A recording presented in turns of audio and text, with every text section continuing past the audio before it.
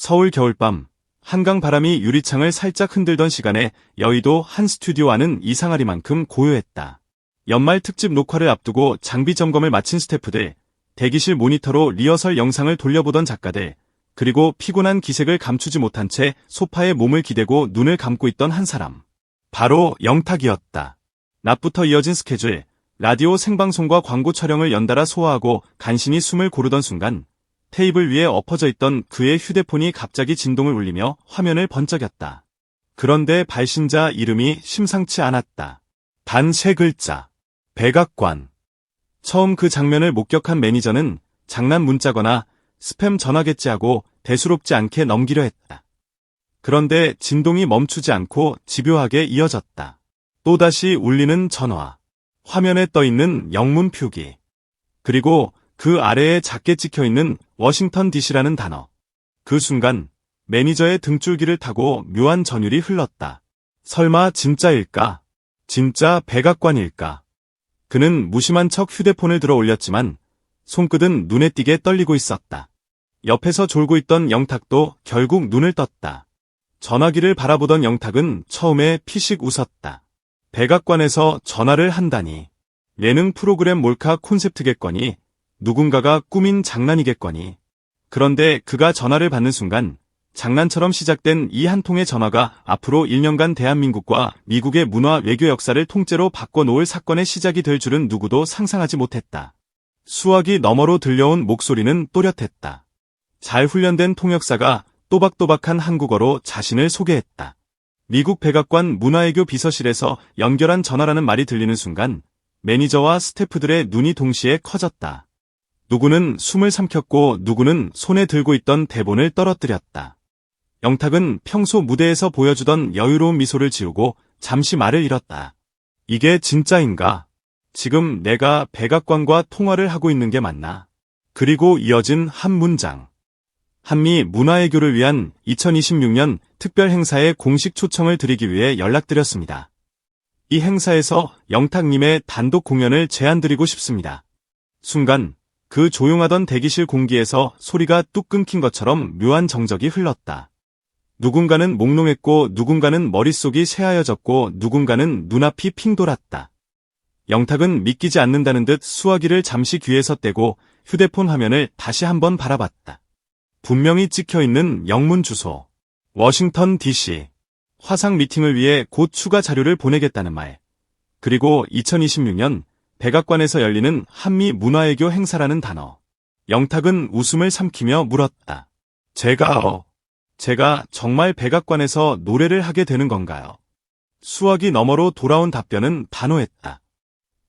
이번 행사에서 한국을 대표하는 대중음악 아티스트로 단독 공연을 맡아주셨으면 합니다. 영탁님의 노래와 스토리가 한미 양국 국민에게 큰 울림을 줄 수 있다고 판단했습니다.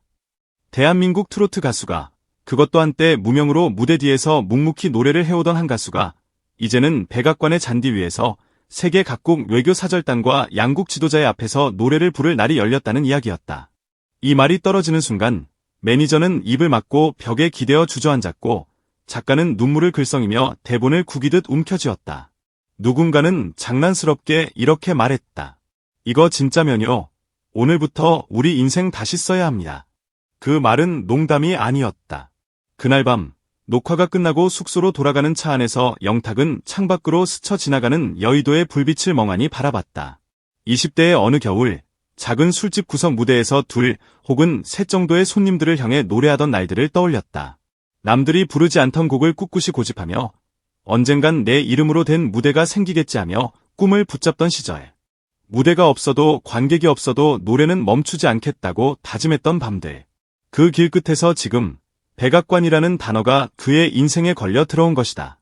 뉴스는 누구보다도 먼저 팬들 사이에서 퍼져나갔다. 처음엔 누군가 인터넷 커뮤니티에 올린 소문 정도로 시작됐다. 영탁이 백악관에서 전화 받았어요 라는 문장이 제목으로 달린 글이 하나 둘씩 올라오기 시작했다. 다들 웃어넘겼다. 설마. 말이 돼. 그래도 재밌네. 그런데 다음날 아침 국내 주요 언론의 헤드라인이 바뀌었다.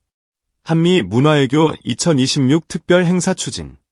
한국 대표 대중음악 아티스트 단독 공연 논의 중. 자세한 이름이 공개되지는 않았지만 이미 팬들은 눈치챘다. 그날 오후 드디어 공식 발표가 떴다. 문화체육관광부와 외교부, 그리고 미국 백악관 문화외교팀이 공동으로 준비하는 2026년 한미 문화외교 행사에서 한국 측 메인 스테이지를 책임질 단독 공연 아티스트, 가수 영탁. 발표와 동시에 포털 실시간 검색어는 순식간에 뒤집혔다. 팬카페는 접속자가 폭주해 잠시 마비되었고 SNS 타임라인에는 축하 메시지가 끝도 없이 쏟아졌다. 사람들은 물었다. 왜 하필 영탁일까? 그리고 하나둘씩 그 답을 찾아가기 시작했다. 거친 인생을 담은 낮은 목소리, 무명 시절을 통과하며 얻은 진심의 가사, 웃음과 눈물을 동시에 품고 있는 특유의 무대 매너. 그는 한국 대중음악계에서 유독 사람 냄새가 난다는 평가를 받아왔다. 화려한 스캔들 대신 조용한 위로, 과장된 제스처 대신 진짜 감정, 팬들과 손을 맞잡고 함께 울어주던 공연의 순간들. 그런 그를 지켜본 이들이라면 알 것이다. 한 나라의 문화를 대표한다는 말이 부담이 아니라 사명으로 들릴 수 있는 가수가 과연 몇이나 될까? 백악관 측은 영탁의 여러 무대를 유심히 지켜봤다고 했다. 팬들이 합창하며 눈물을 흘리는 장면, 노인 관객들이 그의 노래에 맞춰 천천히 손을 흔드는 장면, 해외 교포들이 한국어로 따라 부르며 그리움을 풀어내는 장면. 그 영상들을 분석하며 하나의 결론에 도달했다. 이 사람의 목소리는 국경을 넘길 수 있겠다. 2026년 한미 문화외교 행사는 단순한 공연 스케줄이 아니었다. 양국 수교 이후 가장 상징적인 문화 외교의 장이 될 것이라 예고된 말 그대로 정치와 예술이 손을 맞잡는 역사적인 이벤트였다. 세계 각국의 언론이 주목하고 유수의 방송사들이 생중계를 준비하는 자리.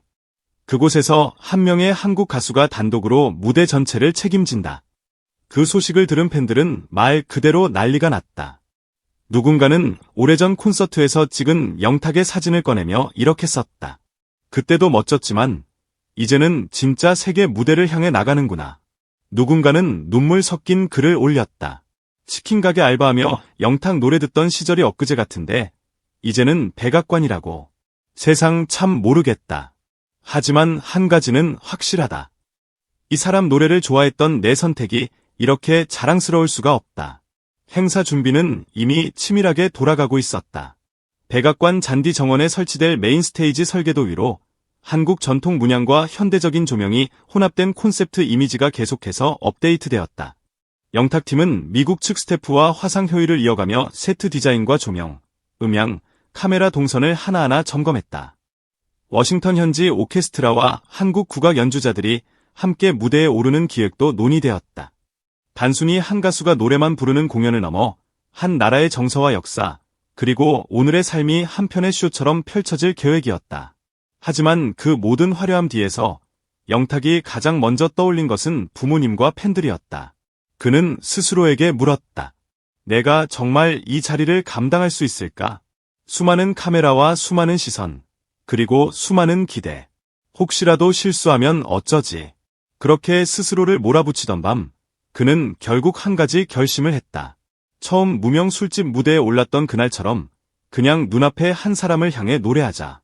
그 한 사람이 울고 웃고 위로받을 수 있도록. 그렇게 노래하다 보면 백악관이든 골목길 무대든 결국 같은 곳이 될 것이다. 그래서인지 준비 과정에서 결정된 첫 번째 곡의 리스트에는 화려한 음역이나 퍼포먼스가 돋보이는 곡보다 삶을 버텨온 사람들에게 들려주고 싶은 이야기들이 담긴 노래들이 먼저 올라갔다.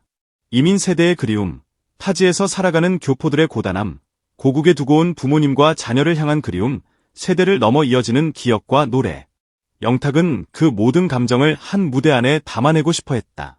그날 백악관에서 전화 받았을 때 가장 먼저 무슨 생각이 들었나요? 그는 아마 이렇게 대답하지 않을까? 처음에는 믿기지 않았습니다. 왜 하필 나일까? 내가 과연 그 자격이 있을까 수없이 고민했어요. 그런데 곰곰이 생각해보니까 이건 나라는 한 사람에게 주어진 영광이 아니라 그동안 나와 함께 울고 웃어준 모든 사람들에게 건네진 전화였던 것 같아요. 노래를 사랑하는 이들에게, 한국 음악을 사랑하는 이들에게 어디에 있든 포기하지 말고 계속 노래하라고 각자의 무대에서 빛나라고 전해온 초대장 같은 거죠.